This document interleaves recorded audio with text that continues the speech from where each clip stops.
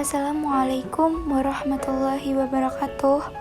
Perkenalkan, kami dari kelompok 5 mata kuliah Manajemen Keuangan dari kelas PBS 3H yang beranggotakan 1. Novia Mayasari dengan NIM 205231296, 2. M. Regan Alberta Sohan dengan NIM 205231291, 3. Wulan Nur Anissa dengan NIM 205231286, 4.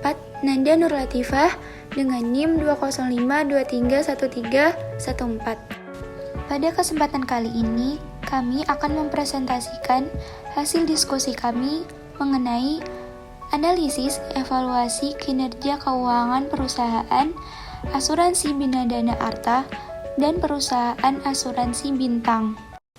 Rasio pertama yang akan kita bahas adalah rasio profitabilitas. Pengertian dari rasio profitabilitas atau profitability ratio adalah rasio atau perbandingan untuk mengetahui kemampuan perusahaan untuk mendapatkan laba atau profit dari pendapatan atau earning terkait penjualan aset dan ekuitas berdasarkan dasar pengukuran tertentu. Berikut ini adalah tabel rasio profitabilitas dari perusahaan asuransi Bina Dana Arta dan perusahaan pembandingnya yaitu perusahaan asuransi Bintang. Pada rasio profitabilitas terdapat 3. Yang pertama adalah NPM atau Net Profit Margin atau margin laba bersih, merupakan rasio profitabilitas untuk menilai persentase laba bersih yang didapatkan setelah dikurangi pajak terhadap pendapatan yang diperoleh dari penjualan.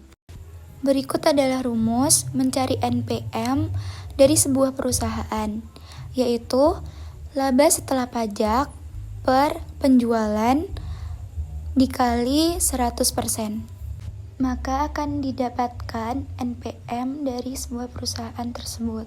Yang selanjutnya adalah rumus untuk mencari ROE, yaitu laba bersih per modal.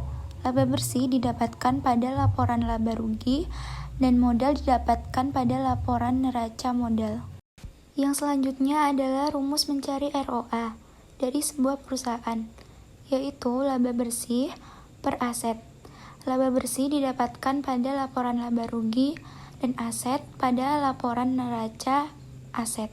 Jika kita cermati pada tabel tersebut, rasio profitabilitas, nilai rasio NPM, ROE, dan ROA perusahaan ABDA lebih tinggi dibandingkan dengan APSI, sehingga dapat disimpulkan bahwa ABDA memiliki kemampuan yang lebih baik dibandingkan dengan APSI dalam menghasilkan laba atau keuntungan. Dan juga APSI harus meningkatkan dan menggunakan modal dan aset sebaik mungkin agar mencapai laba yang maksimal. Sedangkan ABDA sudah baik dalam mengelola modal dan aset harus dipertahankan ataupun ditingkatkan. Rasio yang kedua yaitu rasio aktivitas menunjukkan tingkat efektivitas perusahaan dalam menggunakan asetnya untuk operasional bisnis. Semakin tinggi, semakin baik, kecuali rata-rata umur piutang. Berikut adalah data dari rata-rata umur piutang perusahaan ABDA dan ASBI. Bisa dilihat di perusahaan ABDA pada tahun 2018 yaitu 5 hari. Artinya Rp1 piutang butuh waktu 5 hari untuk berubah menjadi Rp1 uang tunai. Namun pada tahun 2019 terjadi kenaikan hingga kembali semula di tahun 2020. Kemudian untuk perusahaan ASBI pada tahun 2018 yaitu menunjukkan angka 4, artinya Rp1 piutang butuh 4 hari untuk berubah menjadi Rp1 uang tunai. Dan ini membaik di tahun 2019, namun di 2020 terjadi kenaikan kembali. Dilihat dari rata-rata umur piutang dapat kita simpulkan bahwa perusahaan ASBI lebih baik daripada perusahaan ABDA. Yang kedua dilihat dari perputaran persediaan. Nah, dari perputaran persediaan ini tidak ada karena perusahaan ini bergerak dalam bidang jasa. Yang ketiga ada perputaran aset tetap. Bisa kita lihat di perusahaan Abda pada tahun 2018 yaitu memiliki nilai 14,2 kali. Artinya, setiap Rp1 aset tetap diputar atau digunakan 14,2 kali untuk menghasilkan Rp1 penjualan. Dan nilai ini cenderung menurun selama 2 tahun hingga 2020 menjadi 10,4 kali. Dan bisa kita lihat di perusahaan ASBI pada tahun 2018 memiliki nilai 6,0 dan cenderung meningkat pada tahun 2019, kemudian kembali turun lagi pada tahun 2020 menjadi 5,9. Sehingga dapat kita simpulkan, meskipun perusahaan Abda selama 3 kurun tahun berturut-turut mengalami penurunan, akan tetapi nilai yang didapat perusahaan Abda lebih tinggi. Jadi dapat kita simpulkan, dalam perputaran aset tetap, perusahaan Abda lebih baik daripada perusahaan ASBI. Yang terakhir ada perputaran aset. Bisa kita lihat di tahun 2018 sampai 2020 perusahaan Abda dan ASBI ini mengalami kesamaan angka, yaitu di tahun 2018 perusahaan Abda di angka 0,4 hingga di tahun 2020.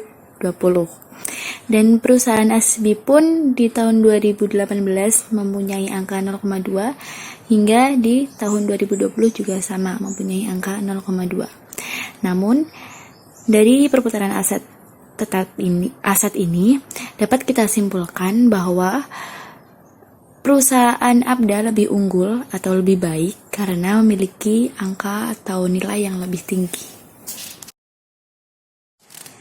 Dan dapat kita simpulkan dari rasio aktivitas, yang pertama dari rata-rata umur piutang, perusahaan ASBI lebih baik daripada perusahaan Abda.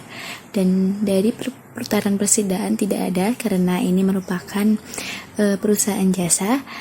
Dan yang ketiga, perusahaan aset tetap, perusahaan Abda lebih baik daripada perusahaan ASBI.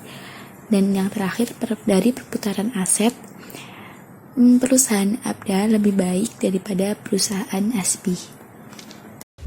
Saran untuk kedua perusahaan tersebut, dari segi aktivitasnya, APSI harus lebih ampuh atau efektif dalam perputaran aset tetap dan aset yang dimiliki untuk menghasilkan penjualan.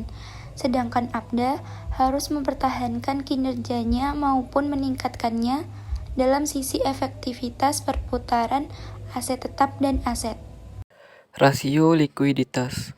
Pengertian rasio likuiditas. Rasio likuiditas adalah rasio yang menggambarkan kemampuan perusahaan untuk memenuhi kewajiban jangka pendeknya kepada kreditur jangka pendek, yang juga digunakan untuk menunjukkan posisi keuangan atau kekayaan suatu perusahaan. Jenis-jenis rasio likuiditas. A. Rasio lancar. Rasio ini menunjukkan kemampuan perusahaan untuk membayar hutang jangka pendek dengan menggunakan aset lancarnya. Semakin tinggi nilai rasio ini, menunjukkan semakin tinggi pula kemampuan perusahaan dalam membayar hutang jangka pendek atau semakin liquid. Hanafi dan Abdul 2018 menyebutkan bahwa rasio lancar yang normal berada di level 2 kali atau 200%. Meskipun setiap industri akan memiliki karakteristik yang berbeda-beda. Rasio lancar dapat dihitung menggunakan rumus aset lancar per utang lancar. B. Rasio cepat. Rasio ini mengukur kemampuan perusahaan dalam membayar utang jangka pendek dengan menggunakan aset lancar setelah dikurangi nilai persediaan. Setiap Rp1 utang lancar dijamin oleh Rp1 aset lancar di luar nilai persediaannya.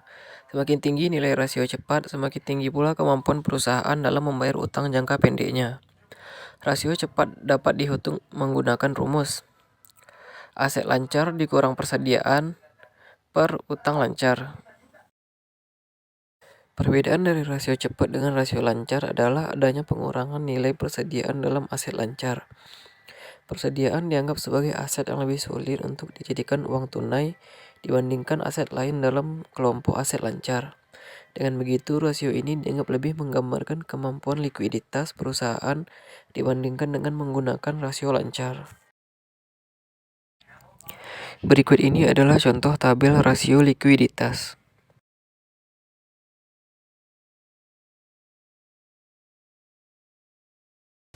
Kesimpulan, nilai rasio lancar dan cepat APDA lebih tinggi dibandingkan dengan APSI, sehingga dapat disimpulkan bahwa APDA memiliki kemampuan yang lebih baik dibandingkan dengan APSI dalam membayar hutang jangka pendeknya dengan menggunakan aset lancar yang dimilikinya.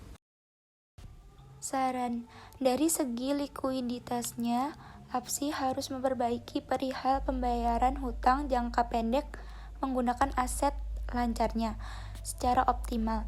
Dalam artian kata tidak boleh kurang dan tidak menggunakan aset lancar sudah optimal, baiknya dipertahankan ataupun ditingkatkan maksimalkan.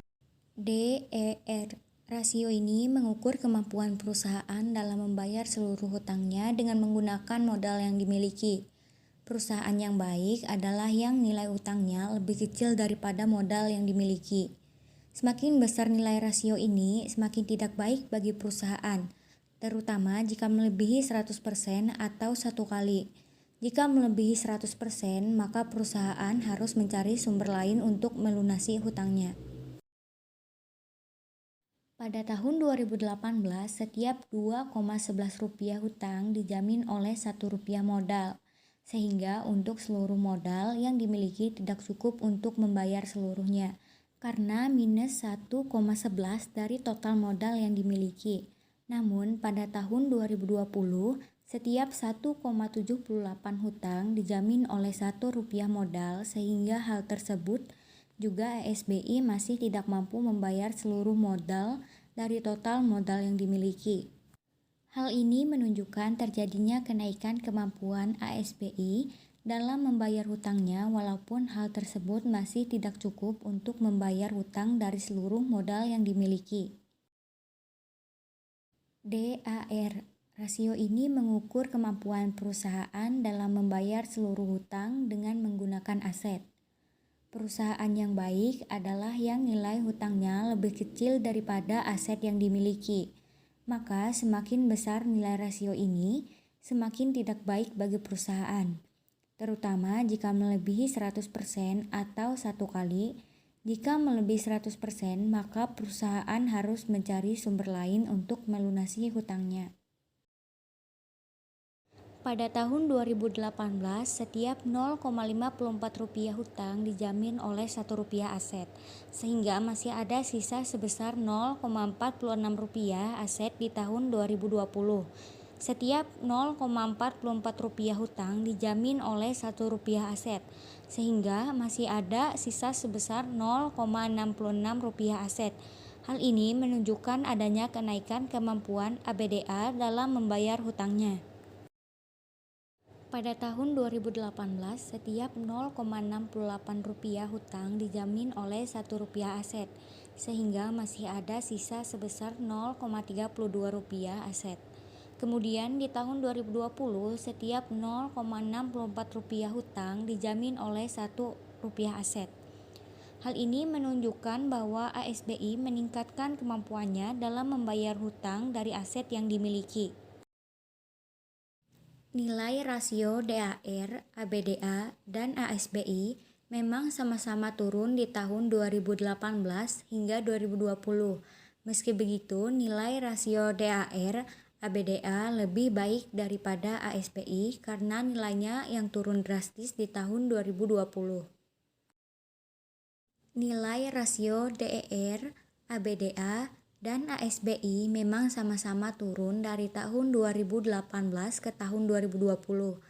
Meskipun nilai rasio DER ABDA masih lebih baik daripada nilai rasio ASBI dikarenakan besarnya hutang yang dimiliki ASBI di tahun 2018 dibanding dengan ABDA. Saran, dari segi solvabilitas, APDA terbilang sudah cukup bagus. Dengan kestabilannya mungkin harus menjaga bahkan meningkatkan kemampuan dalam menanggung hutangnya menggunakan modal atau DAR dan aset DAR. Sedangkan APSI harus meningkatkan kestabilannya menanggung hutangnya menggunakan modal atau DAR dan aset atau DAR. Yang kelima adalah rasio pasar. Rasio pasar adalah rasio yang mengukur kinerja keuangan perusahaan tercatat terkait dengan nilai pasar sahamnya. Berikut ini adalah tabel rasio pasar dari perusahaan APDA dan APSI. Kesimpulan, nilai rasio per APSI lebih tinggi dibandingkan dengan APDA, sehingga harga saham APSI lebih mahal dibandingkan dengan APDA. Namun dari data 2018 sampai 2020 menunjukkan bahwa harga saham pada tahun 2020 sudah jauh lebih murah dibandingkan tahun 2018. Nilai rasio DY dan DPR APSI lebih tinggi dibandingkan dengan APDA, sehingga APSI membagikan dividen yang lebih besar kepada pemegang saham. Saran, dari segi rasio pasar, APSI harus meningkatkan prestasinya agar mampu bersaing dengan APDA dalam hal pembagian dividen kepada pemegang sahamnya. Meningkatkan prestasi di sini artinya meningkatkan laba dari perusahaan itu sendiri dulu sehingga mampu bersaing dengan perusahaan lain dalam rasio pasar. Kesimpulan dari seluruh rasio, kinerja perusahaan yang lebih baik yaitu perusahaan APDA karena perusahaan ini rata-rata lebih unggul daripada perusahaan APSI. Walau ada dua rasio yang lebih tinggi perusahaan APSI. Sekian presentasi dari kelompok kami. Jika ada salah kata, kami mohon maaf yang sebesar-besarnya. Semoga bermanfaat bagi kita semua. Wassalamualaikum warahmatullahi wabarakatuh.